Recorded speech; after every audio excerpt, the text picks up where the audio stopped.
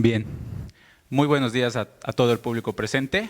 El día de hoy voy a exponer la investigación cuantificando los efectos del cambio climático en Bolivia, desarrollando factores de cambio futuro. Mi nombre es Walter Antonio Bucdero Ochoa, soy investigador del Centro de Investigación en Ciencias Exactas e Ingenierías de la UCBC de Cochabamba y esta investigación ha sido desarrollada en conjunto con la Universidad Tecnológica Federal de Paraná en Curitiba, Brasil. Para ese motivo nos está acompañando desde Curitiba, Brasil, el compañero Michael Diego Lizarazu Rojas, que también nos va a hacer una pequeña presentación a partir de lo que él ha podido ir investigando. En ese sentido, para iniciar entonces la presentación, es importante sentar las bases, los fundamentos sobre lo cual nos vamos a ir desarrollando. Para eso es importante definir y tenerlo en claro que la diferencia entre tiempo y clima. Muchos de nosotros utilizamos tiempo y clima como si fueran sinónimos. Entonces, a lo largo de nuestras charlas cotidianas, lo vamos utilizando sin ninguna diferencia. No obstante, para propósitos técnicos y para propósitos de investigación, siempre hay que tener en claro estos dos conceptos esenciales. Nos hablan de que el tiempo y el clima son dos conceptos que se confunden a menudo. No obstante, los dos se refieren a condiciones locales de temperatura, que es lo único que los mantiene en igualdad. Ahora, la principal diferencia es la escala temporal. El tiempo se refiere al momento actual, mientras que el clima se refiere a un periodo de muchos años. A lo largo de las clases que nosotros vamos viendo y estamos cursando a veces la materia de hidrología, el docente nos deja bastante en claro estas dos definiciones y nos dice que el tiempo es la medición del estado de la atmósfera en un lugar determinado y en un momento determinado. El clima, por otro lado, son los valores diarios, son la media de los valores diarios recogidos de precipitación, temperatura, entre otros. No obstante, la diferencia radica en que muchas veces es un periodo mucho más largo, usualmente de 30 años. Habiendo dejado estos dos conceptos bastante claros, creo que deberíamos aterrizar en lo que nos compete y en lo que se relaciona esencialmente a este magnífico congreso en el que estamos presentes todos nosotros. Y para eso me remito a la definición de la ONU. ¿Qué es el cambio climático? No es algo que nosotros nos preguntamos todos los días. ¿Qué es el cambio climático? ¿El cambio climático sucede solo ahora o ya viene sucediendo hace varios años? Pero ¿qué es lo que nos explica la Organización de las Naciones Unidas? Nos dice que el cambio climático hace referencia a los cambios a largo plazo de las temperaturas y los patrones climáticos. Estos cambios pueden ser naturales, pero desde el siglo XIX las actividades humanas han sido el principal motor del cambio climático, debido principalmente a la quema de combustibles fósiles como el carbón, el petróleo y el gas, lo que produce gases que atrapan el calor. Entonces eso responde a una de las grandes preguntas. ¿El cambio climático está sucediendo recién ahora o es algo que viene sucediendo a lo largo de la historia? Es algo que viene sucediendo a lo largo de la historia, pero estos últimos años se ha venido incrementando, como nos menciona las Organizaciones Unidas. Ahora, continuando, estamos tratando de estudiar el cambio climático. Ya hemos sentado los conceptos esenciales de diferencia entre tiempo y clima. Ya hemos definido qué es el cambio climático. ¿Qué es lo que procede? Tener en cuenta la importancia de la colecta de los datos climáticos. Les mencionaba que el clima, a diferencia del tiempo, corresponde a un periodo largo de tiempo, usualmente 30 años. Entonces ahí radica la importancia de la colecta de datos. Es muy difícil estudiar el cambio climático en nuestro país porque muchas veces no contamos con los datos de las cuencas que nos permitan hacer un estudio mucho más a profundidad y un análisis mucho más a profundidad. Todos nosotros sabemos que la investigación parte de tener datos. Sin datos no podemos generar análisis y mucho menos podemos generar conclusiones. Por lo tanto, la importancia radica justamente en eso, en la colecta de los datos y la disponibilidad de los datos que tenemos en nuestro medio. Ahora, la calidad de las decisiones a ser tomadas dependen de la calidad de la información aportada. Nosotros podemos generar grandes investigaciones, pero siempre y cuando contemos con grandes datos, con datos claros y con datos que sean de distintos ámbitos y con datos verificados. Ahí radica la importancia en la colecta de los datos. Continuando, y haciéndonos la siguiente pregunta. ¿Qué tipo de información es requerida para nuestros estudios? Todos nosotros como investigadores, estudiantes, profesores o asistentes de este congreso tenemos que saber qué tipo de información es requerida para hacer los análisis o los estudios que venimos haciendo respecto al cambio climático. Muchos autores, muchos estudiosos del cambio climático resaltan bastante en esto y nos dicen que la respuesta depende del propósito para lo que será utilizado los datos climáticos, todo con la finalidad de la búsqueda de la toma de decisiones. En general, el propósito de la información climática se convierte en la pregunta de cuál impacto nos preocupa y qué relación tienen con los eventos climatológicos o temporales. Entonces, en función a lo que nosotros estamos tratando de buscar y en función a lo que nosotros estamos tratando de generar, son los datos que nosotros tenemos que recolectar. Estamos haciendo un estudio de cambio climático, pero ¿en qué sentido? ¿Y qué es lo que buscamos? ¿Estamos buscando un estudio que se quede ahí o estamos buscando un estudio que genere un impacto? Creo que cada uno de nosotros, de los que estamos presentes en este auditorio, queremos generar un impacto. Por lo tanto, estamos buscando información de calidad y datos de calidad. Es por eso que estos eventos como este congreso son espacios donde nosotros podemos difundir nuestras investigaciones, nuestros estudios, nuestras opiniones y generar espacios de diálogo para generar un cambio en la sociedad y buscar mitigar un poco este cambio climático que nos está afectando. Ahora, todos nosotros sabemos que cuando estudiamos el cambio climático requerimos de herramientas que nos permitan hacer los diferentes estudios y los diferentes análisis. En ese sentido, tenemos que definir primeramente algo sumamente importante. Creo que todos nosotros hemos escuchado del IPCC. ¿Qué es el IPCC? Es el Panel Intergubernamental para el Cambio Climático. ¿Cuándo ha sido creado el IPCC? Ha sido creado en 1988. ¿Y cuál es el objetivo del IPCC? De promover información y la búsqueda de políticas entre los diferentes actores políticos y el gobierno para generar políticas contra el cambio climático para ya sea adaptarnos o mitigar el cambio climático. En eso es sumamente importante tener en claro que el IPCC nos provee ¿de qué? De escenarios de cambio climático, que justamente son plausibles a que nos ayuden a investigar las consecuencias del incremento de los gases antropógenos. Así que hay que tener en cuenta los informes que nos va proveyendo el IPCC y en función de eso generar los estudios que nos van dando. Ahora, queremos realizar el estudio del cambio climático, queremos analizar el estudio del cambio climático, ya tenemos las definiciones claras, ya tenemos las herramientas claras y muchas veces ya tenemos claro de dónde obtener los datos. ¿Qué es lo que prosigue? Prosigue los modelos climáticos. Y aquí hay que definir algo sumamente importante. ¿Qué es un modelo? Muchos hablamos de modelos, muchos hablamos de sistemas, pero también lo usamos como sinónimos. Un modelo es lo mismo que un sistema y un sistema es lo mismo que un modelo. La respuesta es no. El modelo es una abstracción de la realidad. Un modelo permite representar algo, pero no tan a detalle como un sistema. Entonces aquí aterrizamos un poco más en el tema en el que estamos. ¿Qué es un modelo climático? Para eso hay que definir dos aspectos sumamente importantes. Primero, que un modelo climático es una representación numérica del sistema climático basado en sus propiedades físicas, químicas y biológicas de sus componentes, su interacción y la retroalimentación de sus procesos. Hay que entender que un modelo climático puede ser un modelo climático global. El limitado, o mejor dicho, la limitación que existe con estos modelos es que justamente no puede representar procesos climáticos a escala de cuenca. Por lo tanto, requiere de técnicas de reducción para poder realizar estos estudios y estas proyecciones, tanto climatológicas como geomorfológicas. Entonces acudimos a diversas herramientas de técnicas de reducción. ¿Cuáles son justamente eso? Es el downscaling. Todos nosotros sabemos que el downscaling nos va a permitir hacer el cambio del modelo climático global al modelo climático regional.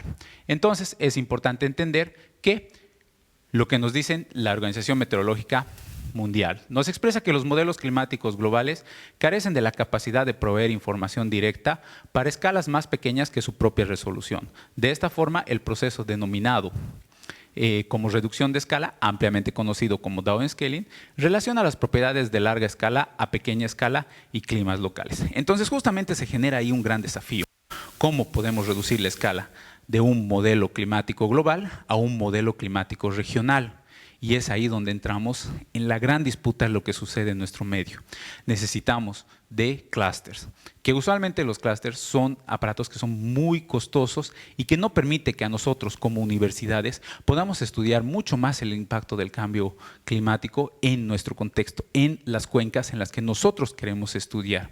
No obstante, es ahí donde nosotros tenemos que estrechar lazos, generar convenios entre universidades y esencialmente generar convenio con las personas que nos puedan proveer estos datos para que podamos estudiar y podamos generar estos espacios de interacción y podamos obtener análisis conclusivos sobre lo que está sucediendo en cuanto al impacto, el impacto del cambio climático que nos viene sucediendo.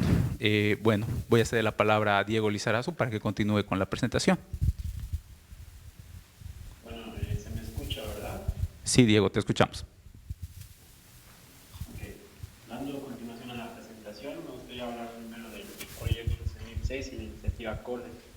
El proyecto CENIP 6 trata de hacer una comparación de diferentes modelos a nivel global en todo el mundo, en diferentes universidades, y también proporciona modelos gratis que puedes descargar de internet, tanto modelos climáticos globales como regionales, para que cualquier persona pueda hacer estudios de cambio climático. Sin embargo, estos modelos tienen unas grillas de 30 por 30 kilómetros, lo que, como comentó mi compañero Walter, no es muy adecuado si queremos hacer estudios a escala de cuenca, puesto que una cuenca puede estar en un orden de 25 kilómetros cuadrados o hasta más, ¿no? Que tenemos cuencas bastante grandes. Sin embargo, si queremos hacer estudios más focalizados, estas áreas no serían de ayuda lo suficientemente buenas para analizar estudios de cambio climático. Entonces ahí se resalta la importancia de tener modelos climáticos que sean adecuados con la grilla adecuada, es decir, trataríamos de buscar una grilla de 5 por 5 kilómetros o ya en el mejor de los casos de 1 kilómetro por 1 kilómetro para tener mejores resultados. Entonces la importancia de realizar, si puedes cambiar la diapositiva por favor. Bueno. La importancia de realizar estudios en nuestra región. Bolivia posee una región variada con características diferentes en cada departamento. Nuestra región tiene la parte central, que es la parte de valles, la parte occidental y la parte oriental, que son diferentes entre sí. Y cada una de estas regiones tiene diferentes características climáticas, orográficas y demás, cosa que afecta el clima que vas a encontrar en cada una de estas regiones. Entonces, si queremos hacer un estudio general, vamos a decir, es complicado tratar de generalizar cómo el efecto va a ser en tal zona, en tal zona y en tal zona, simplemente con un estudio. Entonces se necesitaría hacer estudios particulares para poder sacar, vamos a decir, factores de afectación a cada región en general. Entonces podemos resumir todo eso como que los efectos introducidos por estas nuevas condiciones dependen de factores espaciotemporales. Siguiente diapositiva, por favor. Una vista a los estudios realizados en nuestra región. Ya se realizaron estudios con esta misma metodología, tanto en el río Rocha como un estudio que nosotros ya hicimos, que es en la cuenca Angostura, que también fue para Santa Cruz. Entonces tenemos dos estudios, uno para Cochabamba y uno para Santa Cruz. En ambos resultados se obtiene que, por ejemplo, en el río Rocha de Cochabamba, se espera un aumento de precipitaciones en ciertas regiones y una reducción de precipitaciones en otras. En cambio, para el estudio de Santa Cruz, que fue más en obras hidráulicas, se considera que para escenarios futuros de cambio climático, para 2050 y 2080, las alturas de los embalses quedarían desfasadas. Es decir, si se diseñó por una altura de 32 metros, bajo escenarios de cambio climático se debería haber diseñado con una altura de 38 metros. Entonces ese es un problema bastante grande si es que no consideramos estos estudios a futuro. Siguiente diapositiva, por favor. El sistema REC-CM 4.0 y generando nuestros propios modelos regionales. Es aquí donde nosotros planteamos la novedad. Es decir, el sistema REC-CM 4.0 lo que nos da es poder generar nuestros propios modelos climáticos y ya no depender de modelos generados por otras instituciones como era el CORDEX o el proyecto CENIP 6. Y gracias a este sistema nosotros podemos determinar las condiciones de entrada para generar modelos que se adecúen a nuestra región. Esto nos va a ayudar a poder realizar estudios tanto en las regiones orientales, como Santa Cruz, Beni y demás, como en las regiones de valles, como en Cochabamba, o en las regiones occidentales, La Paz, Potosí y demás. Por eso es tan importante el sistema RECSEM 4.0 y darle continuidad a esta clase de estudios. Y gracias a esto vamos a poder tener las condiciones para generar nuestros modelos a nuestras condiciones específicas en Bolivia, no depender de otros. Siguiente diapositiva, por favor. Las ventajas y desventajas de las proyecciones climáticas. Al final lo que se presenta no es todo ventajas, también tiene sus limitaciones. Ahondando en las ventajas, podemos contar con proyecciones climáticas para proyectos grandes como presas y obras hidráulicas, como se había mencionado en el estudio que se realizó en Santa Cruz. Si se tiene en mente desarrollar presas, alturas de represas y demás, de embalses, estas nos indican, según los estudios, que van a quedar desfasadas. Entonces eso es un peligro futuro. Y nos va a ayudar también a elaborar planes de mitigación más específicos. Si sabemos dónde está el problema, podemos plantear una posible solución a dicho problema y no ir a ciegas. Nos ayudará también a facilitar esta toma de decisiones basada en información científica, que es a lo que todo nos concierne. En el lado de las desventajas, es que se parte de una hipótesis, es verdad, de que un modelo que represente el clima adecuado en el presente va a representarlo en el futuro. Eso es bastante cierto, es decir, nosotros buscamos representar en el presente el clima tal cual se presenta y hacer nuestra proyección a futuro, y vamos a suponer que dicha proyección va a ser adecuada al futuro. Es una proyección de la cual partimos y es una limitación que tenemos, que es la incertidumbre inherente en eso, y que requiere una potencia informática. En las conclusiones se va a ahondar más en esto, pero estos modelos requieren una potencia informática bastante grande. Para el estudio realizado en Santa Cruz, que lo hicimos hace unos meses, se requirió para cada modelo, para cada corrida de generar los modelos, alrededor de un mes. Requiere bastante potencia informática. Y se trabaja generalmente con clústeres, que es computadoras interconectadas entre sí. Y es relativamente costoso, la verdad. Siguiente diapositiva, por favor. Trabajando en cuencas piloto.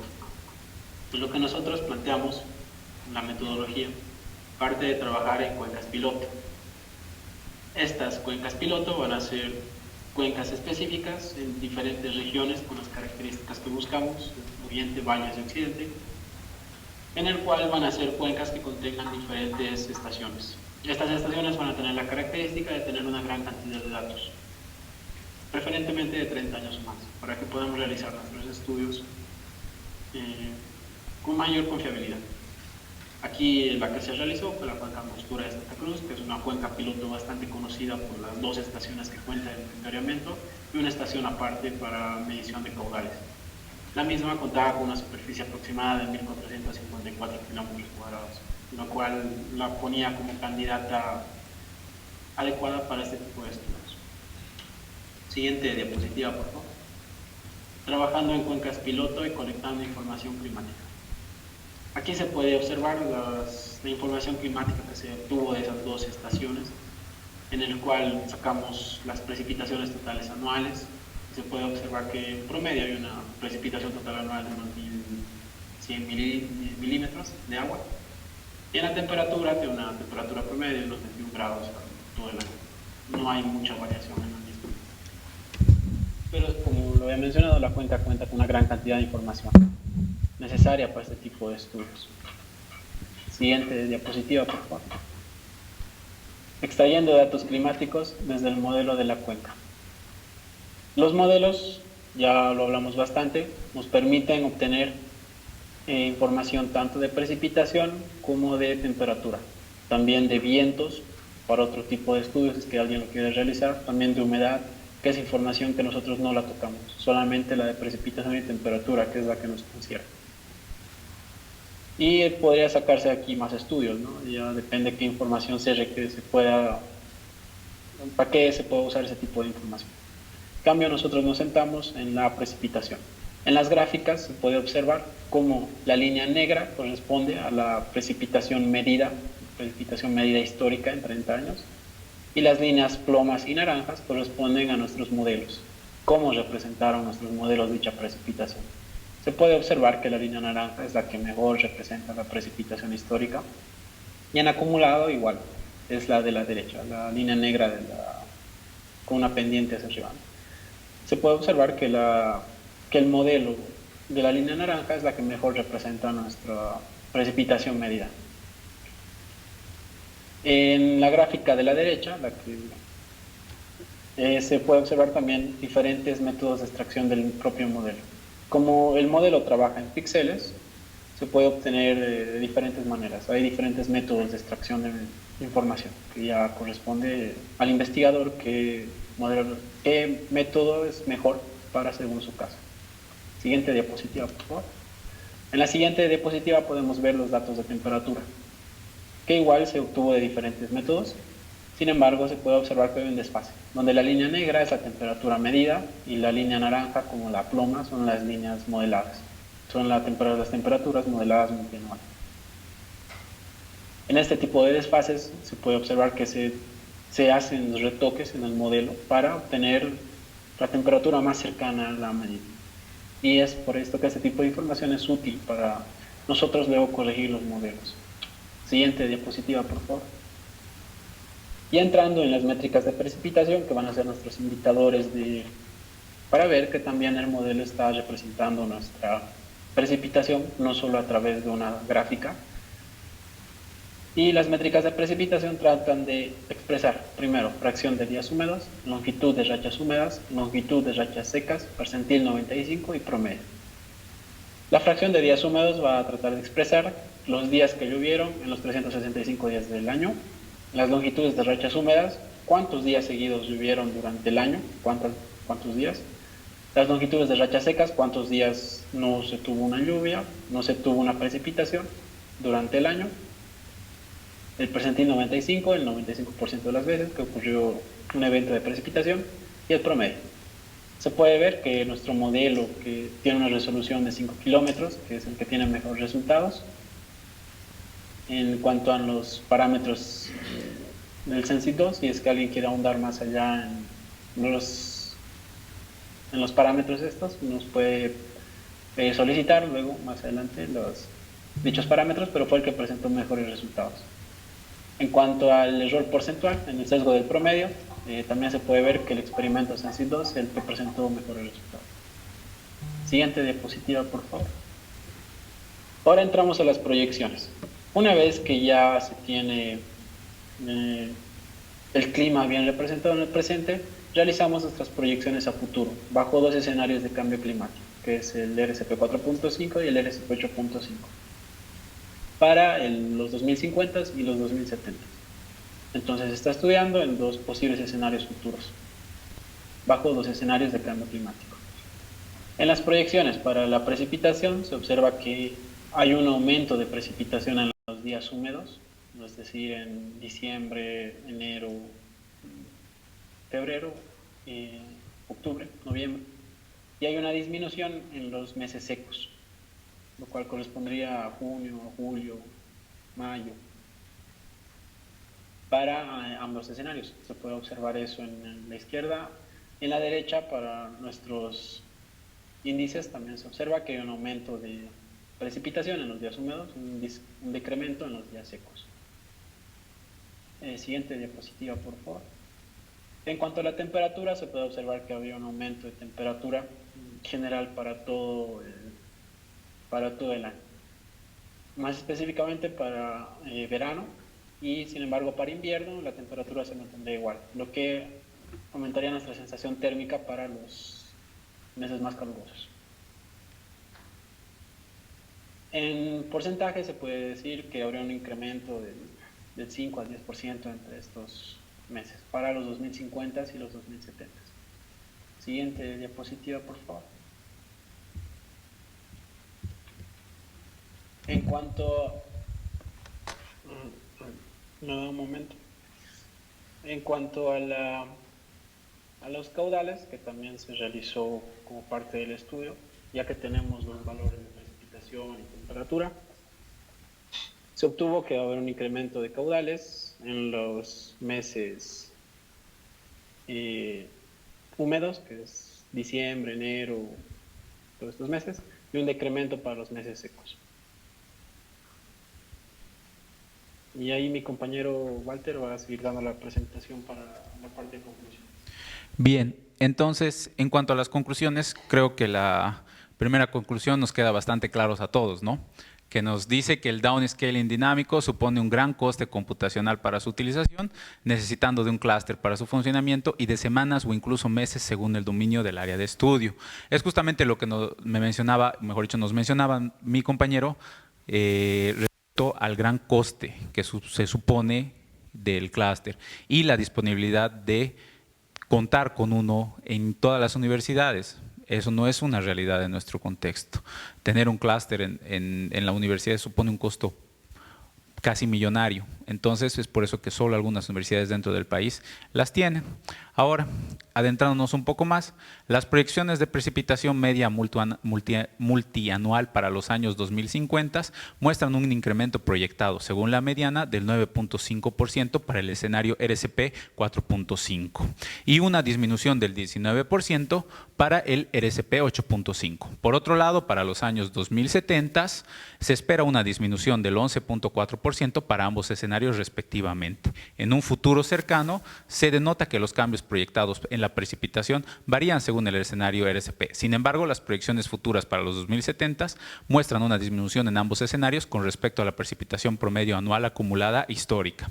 Esto es sumamente importante. ¿Por qué? Porque hablamos de datos técnicos, ¿verdad? Pero nuestro desafío está en mostrar esto para que todas las personas que nos están escuchando puedan entender qué es lo que está sucediendo y justamente se pueda entender qué es lo que hemos llegado, a qué conclusión hemos llegado y qué representa estos análisis, las conclusiones de estos análisis. Ahora, los indicadores señalan un incremento en las rachas de periodos secos para ambos periodos y escenarios de cambio climático, un aumento en las rachas de periodos húmedos poco significativo en el futuro cercano, es decir, para los años 2050, y un decremento de igual manera en el futuro lejano para los años 2070, esto acompañado con el incremento proyectado en la precipitación 95 total anual para días húmedos en el futuro cercano y un decremento en el futuro lejano, nos lleva a concluir que los periodos de estiaje serían más frecuentes y la intensidad de la precipitación en los días húmedos se incrementarían, es decir, va a haber más lluvia, pero mucho más periodo de estiaje al mismo tiempo. Las proyecciones para las temperaturas media anual muestran un incremento proyectado de 1 grado centígrado para el escenario RSP 4.5 y de 1.5 grados centígrados para el RSP 8.5. Por otro lado, para los años 2070 se espera un incremento de 2.2 grados centígrados y 3.4 grados centígrados para cada escenario respectivamente. Se descartaron los resultados del método Delta Change para evitar que el cambio promedio sea afectado por la tendencia diferente que éste presenta. Estas son decisiones que se van tomando a lo largo del análisis y a lo largo del estudio que se van realizando. Según las proyecciones de caudal, la oferta hídrica se aumentaría en los meses húmedos y disminución en los meses y presentaría una disminución en el periodo de estiaje, en el futuro cercano para los años 2050 y en el futuro lejano para el año 2070 para el escenario RSP 4.5. Por otro lado, para el escenario RSP 8.5 presentaría un comportamiento muy similar al que vengo explicando hace ratito, pero menos significativo y con una tendencia a un decremento en la mayoría de los meses del año. Por lo tanto, es importante entender que la evaluación de un modelo climático regional muestra que entre mayor es la resolución de un RCM, se presenta de mejor manera las variables climáticas dentro de la cuenca, lo que implica una reducción en la incertidumbre a la hora de realizar las proyecciones futuras que nos ayudan a cuantificar los efectos del cambio climático. Las curvas de duración de caudales señalan una reducción en la oferta hídrica futura en todos los casos de estudio para las distintas probabilidades de excedencia consideradas. Entonces, es importante entender que ¿a qué hemos llegado de conclusión? Justamente a las primeras diapositivas que he mostrado. Todos los estudios dependen de la calidad del análisis y la calidad de los datos con lo que nosotros contamos justamente para estudiar el impacto del cambio climático en lo que nos viene importando y lo que queremos desarrollar. Ahora, en cuanto a recomendaciones, justamente ¿para qué? Para continuar estos estudios. Muchas veces nos hacen las preguntas de ¿y ahora qué? ¿Verdad? Estos son los congresos donde nosotros generamos espacios de diálogo, donde nosotros presentamos estos estudios de diagnósticos, donde nosotros presentamos estos problemas que hemos ido encontrando, pero también deben ser espacios donde nosotros presentemos recomendaciones. ¿Para qué? Para que estos estudios se continúen haciendo y se continúen obteniendo resultados que nos permitan entender el impacto del cambio climático. En ese sentido, entre recomendaciones tenemos que incorporar otras variables como temperaturas máximas y mínimas, cambios de uso de suelos y procesos físicos en la atmósfera que permitan realizar proyecciones futuras más aproximadas a la realidad. Profundizar y promover los estudios que consideran una actualización de modelos climáticos existentes para nuestra región. Considerar el incremento en la demanda hídrica que supone el crecimiento de la población a futuro en estudios de estas condiciones. Entonces, surgen de aquí las siguientes recomendaciones para continuar las líneas de investigación que se vienen realizando. La primera de ellas es establecer cuencas pilotos de estudio para modelos climáticos regionales para cuantificar el efecto del cambio climático en el potencial hídrico, esencialmente en la ciudad de la que provengo, que es la ciudad de Cochabamba. Finalmente, la implementación de modelos climáticos regionales para cuantificar los efectos climáticos en la oferta hídrica de las fuentes de abastecimiento en la zona urbana de Cochabamba. Y esencialmente la última recomendación, que es un llamado de alerta a las autoridades, ¿para qué? Para que esencialmente podamos tener datos importantes en las distintas cuencas, para justamente tener este estudio a lo largo de todo lo que viene a ser nuestro territorio nacional. Creo que con eso me he permitido concluir la presentación y les agradezco mucho por la atención.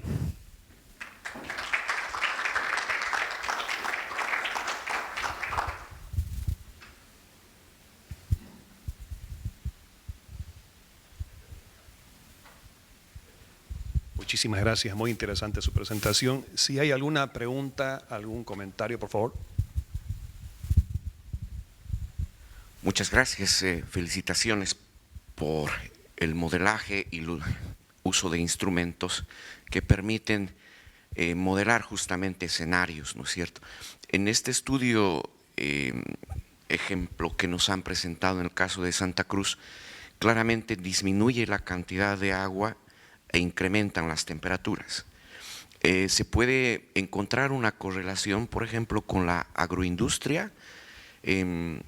Una primera pregunta, ¿no? En términos de planificación, se dice que México, la Ciudad de México va a llegar al punto cero, es decir, no van a tener agua el 2040 y lo mismo pasa con Santiago de Chile el 2070.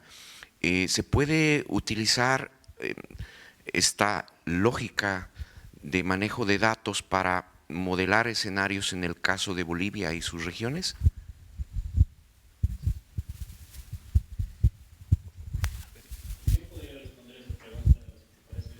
Claro, Diego. Es una muy buena pregunta, primero que nada. Y sí, se busca compartir esta información para ese tipo de proyectos.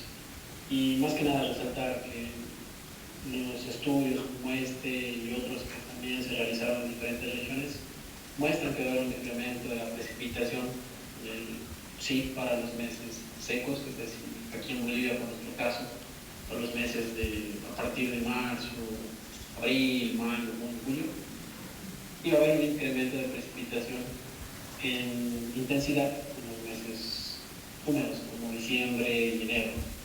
Esto se puede amplificar como en los desbordes de ríos que ya se observa, o que muchas veces las tuberías de agua pluvial en las ciudades revientan.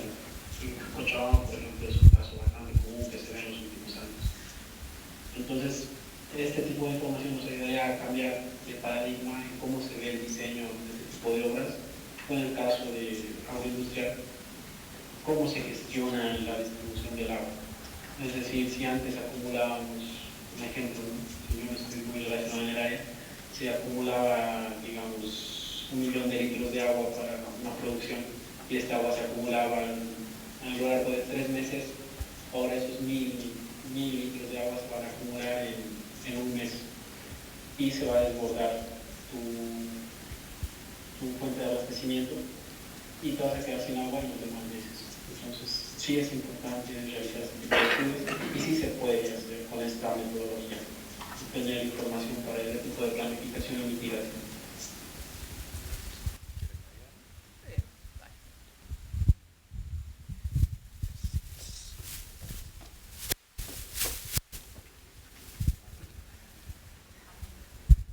Bueno, agradecer a Walter y a Diego por su presentación. Más que una pregunta, es un comentario que este tipo de estudios indudablemente nos da la posibilidad de ver escenarios futuros reales, ¿no es verdad? Porque estamos a partir de datos.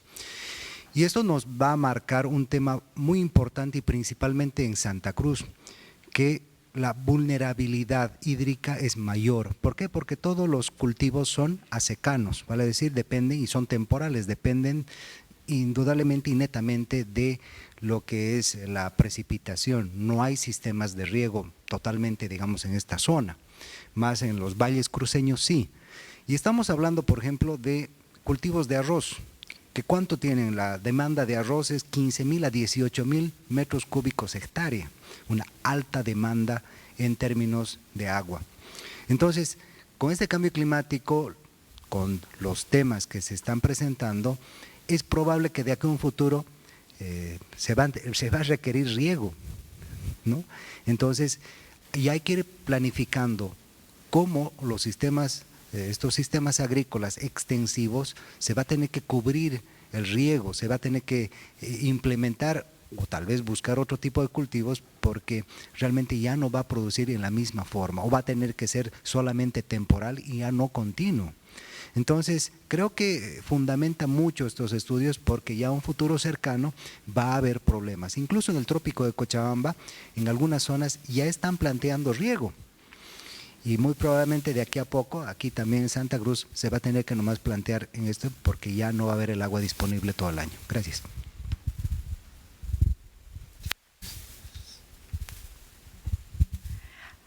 Me hubiera encantado realmente poder escuchar la presentación desde el principio, pero en base a las conclusiones que acabo de ver, primero felicidades al equipo de investigación, me planteo dos observaciones. Una, ¿en qué medida los movimientos hidráulicos sobre la oferta, abducciones, etcétera, que se puedan hacer a nivel de cuencas pequeñas, puede realmente modificar patrones previsibles como los que ustedes están haciendo? Porque al llevar el agua de un lado al otro, también estamos modificando, dependiendo del volumen, esta oferta. Y lo otro es que muchas veces simplificamos dentro del balance hídrico el componente de la vegetación que impacta sobre la evapotranspiración, porque lo simplificamos hasta el extremo que hablamos de coberturas en unidades FAO, pero en realidad la vegetación tiene mucho que ver con la estructura y composición de la misma, y particularmente con la capacidad adaptativa que está teniendo en el sistema. Entonces, creo que vale la pena a futuro que como investigadores hagamos mucho esfuerzo en analizar detenidamente el tema de la cobertura de suelo, pero sobre todo y principalmente la estructura de la dinámica de la vegetación en la evapotranspiración, que como usted indicaba también es un factor de prioridad dentro del modelo.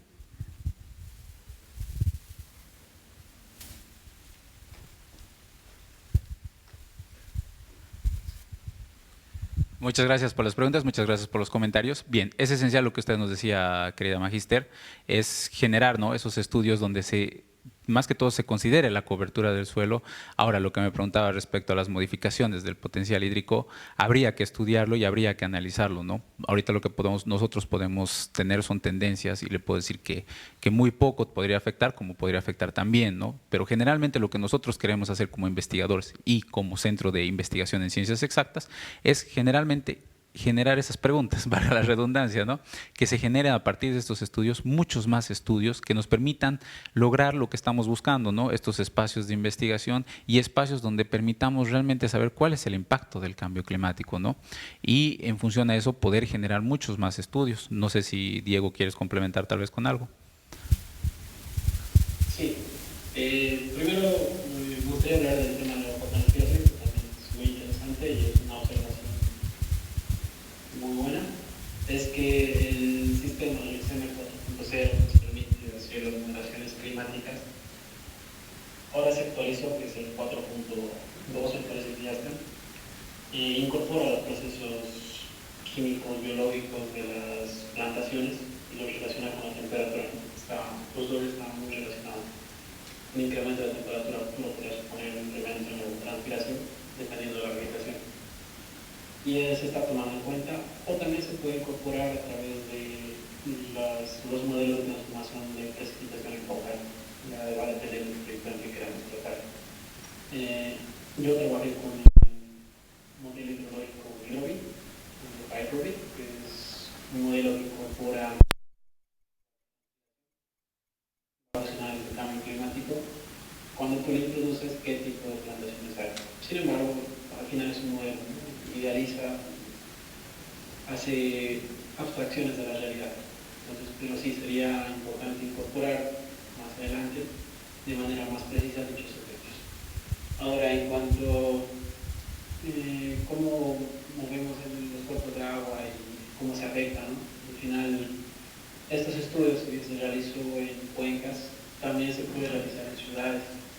En el caso, como hablé, por ejemplo, Cochabamba es común que ahora al menos en un evento de precipitación de tanto en tanto tengamos calles inundadas. Podemos realizar el modelo, hacer moderaciones en las ciudades y ver qué tanto está cambiando la intensidad de la precipitación en las ciudades a futuro, en el presente y a futuro, para ver cómo podemos cambiar nuestro diseño, ¿no? Porque al final estos nuevos efectos que se están introduciendo van a suponer un cambio de paradigma en los diseños que teníamos preconcebidos. Esas serían las respuestas que quería dar.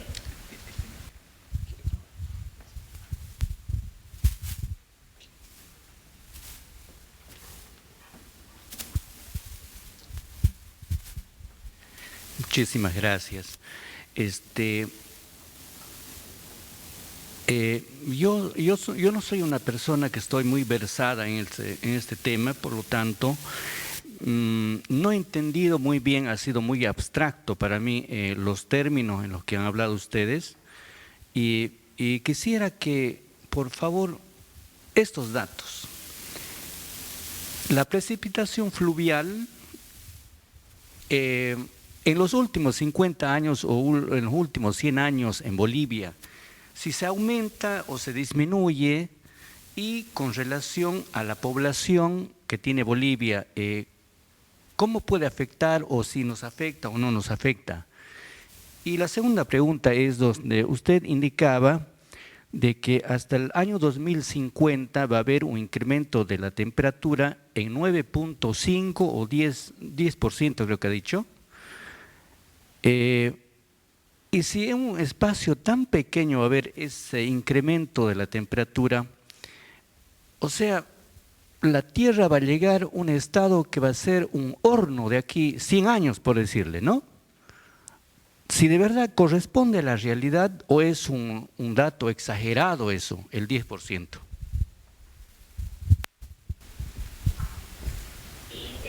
En cuanto a la pregunta que hacía de la precipitación, de cómo nos va a afectar, hay un ejemplo que me gusta compartir, que es otra vez y el estudio que se realizó también en Santa Cruz de los embalses. Si nosotros diseñamos un embalse aquí para los 2050, para una población que digamos debería tener unos 32 metros de altura para generar el agua que ellos van a consumir, y que este embalse se llena en un periodo de 4 meses, en los periodos húmedos, donde más llueve, bajo escenarios de cambio climático, este embalse quedaría desfasado. Es decir, en lugar de llenarse en 3 meses, se llenaría en un mes y medio. Y probablemente se desbordaría en 3 meses. Y para el mes restante que debería haberse llenado el embalse, vas a quedar sin agua. Y esa agua que se desborda, que se perdió, ya no la vas a tener para alimentar, hidratar a tu población en los meses restantes o para las plantaciones. Entonces, en los estudios se sacó que la altura del embalse se debería haber incrementado bajo escenarios de cambio climático como unos 6 metros más de altura. Cambia la distribución de la precipitación, cambia la intensidad. Si antes en 30 minutos llovía 100 milímetros, ahora en 10 minutos llovería 100 milímetros, la intensidad aumenta. En cuanto a la otra pregunta, no era del 9.5, era del 3 al 5%. Un 5% en este estudio para los 2080, lo cual es un incremento en la temperatura bastante grande. y si corresponde a la realidad. Se comparan más que nada con los proyectos CENIP6, el proyecto CORDEX, el IPCC, que también tienen unos valores de incremento de la temperatura en ese orden para el futuro, que es bastante problemático, ¿no? Y también ellos mencionan que esto ya es una diferencia con nuestro estudio, que para los meses calurosos hay un incremento de 5%, pero para los meses fríos, invierno, en términos más sencillos, presentaría un decremento en la temperatura, cosa que en el estudio nosotros no lo tuvimos, sino un incremento general de la precipitación. Complementando la respuesta de mi compañero, creo que nuestro desafío justamente es lo que usted nos mencionaba, ¿no? Me decía, la presentación es muy abstracta, sí, pero creo que más difícil es comunicarlo, ¿no? Y que todas las personas entiendan lo que hemos generado o lo que estamos analizando y los resultados que hemos obtenido. Ahí está justamente el desafío, en llegar a todas las personas para que se entienda realmente qué es lo que está sucediendo y qué es lo que va a suceder en el país y qué es lo que va a suceder en el mundo entero, ¿no? Creo que el cambio climático va a impactar, sí, va a impactar fuerte, sí. Estos resultados pueden parecer exagerados, pero hay que también tener en cuenta que son modelos, ¿no? Abstracciones de la realidad, predicciones que nosotros realizamos. Puede que sean ciertas, sí, pero creo que todos nosotros quisiéramos que no. Creo que hasta nosotros como autores quisiéramos equivocarnos y que no sean ciertas, ¿no? Entonces es generalmente un gran desafío tratar de llegar a todas las personas y tratar de explicarles esto, no de manera técnica, sino de manera que se pueda entender y que se pueda, más que todo, buscar soluciones entre todos nosotros.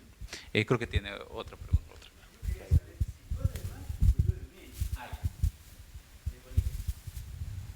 Bien, según el estudio que hemos realizado, cambia tanto la intensidad como la precipitación, ¿no? Puede que llueva mucho más, pero en menos tiempo de lo que nosotros estamos acostumbrados, ¿no? Si antes nosotros estábamos acostumbrados a una medida de precipitación en media hora, puede que esa medida de precipitación ahora en el futuro lo tengamos en 15 minutos, de acuerdo a lo que nosotros hemos ido encontrando en este estudio. Ahora, ¿qué es lo que sucede? Ampliándolo un poco más, este resultado. Si nosotros antes llenábamos las presas en 3-6 meses, como siempre vemos, ¿no?, en las noticias, yo resalto el ejemplo de la presa Misicuni. Dicen, la presa Misicuni hasta febrero se llenó tantos, hasta febrero. Pero con nuestro estudio puede que esa presa se llene hasta enero y empiece a rebalsar. Por lo tanto, vamos a tener una pérdida de agua. Y esa pérdida de agua no va a ser utilizado para hidratar a las personas, sino que se pierde, se cambia la intensidad. Eso es lo que más que todo hemos encontrado, ¿no?, en un poco más de términos cotidianos.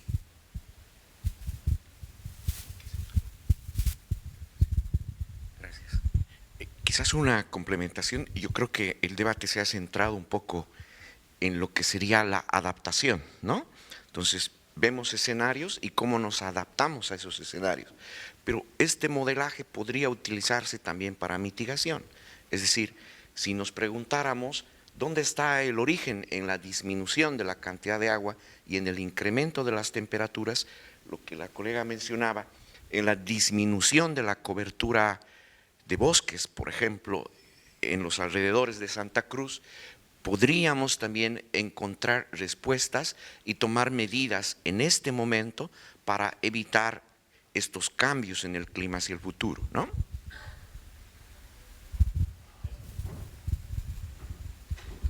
Totalmente, es totalmente válida la opinión. Es importante también hacer estos estudios para que se puedan entrar a la mitigación y no directamente a la adaptación. No obstante, algunos autores mencionan que ya estamos un poco tarde para la mitigación, ¿no? Entonces hay que ya someternos a escenarios de adaptación. Por eso hacemos estos estudios con proyecciones a futuro, ¿no?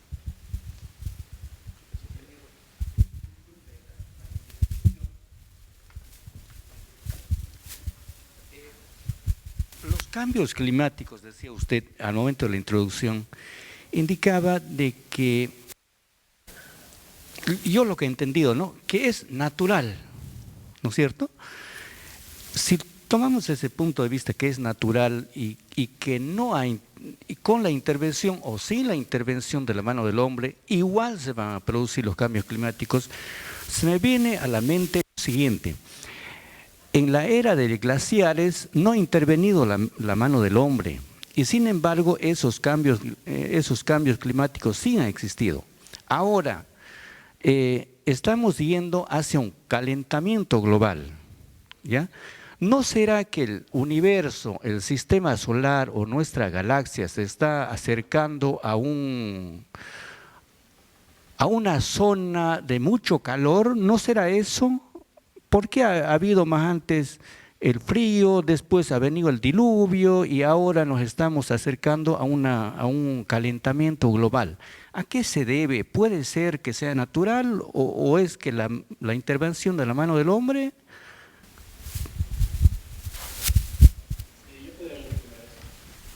Si bien es cierto que la población, que el mundo ha pasado por eras glaciares, no unas 2 veces, estas eras glaciares también pasaron cada 100.000 años.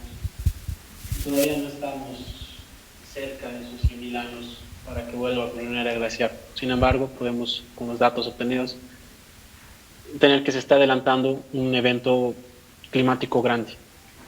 Y ahora es importante para nosotros, pues porque se pone en riesgo la vida de la población, ¿no? Por eso es importante, ahora ya hablamos de esto. Sin embargo, ¿es natural?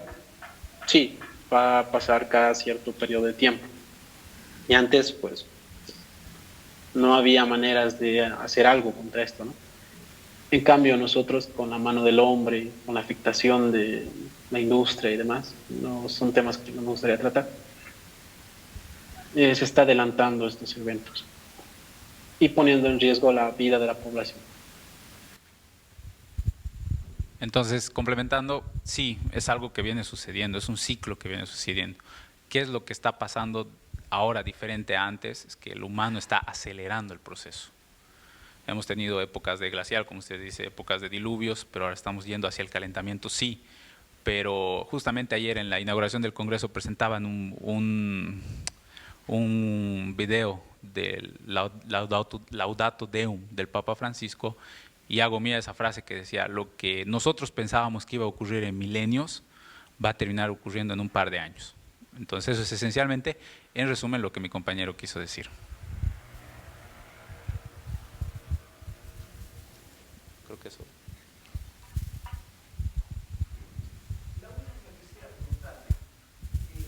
Claro, sí.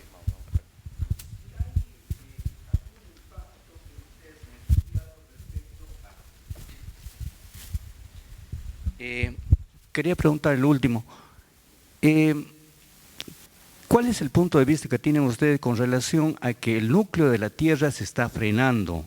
¿Qué impactos puede tener tanto en el clima o tal vez qué sé yo, en volcanes? ¿Qué va a ocurrir? ¿Va a haber más sismos o qué puede ocurrir?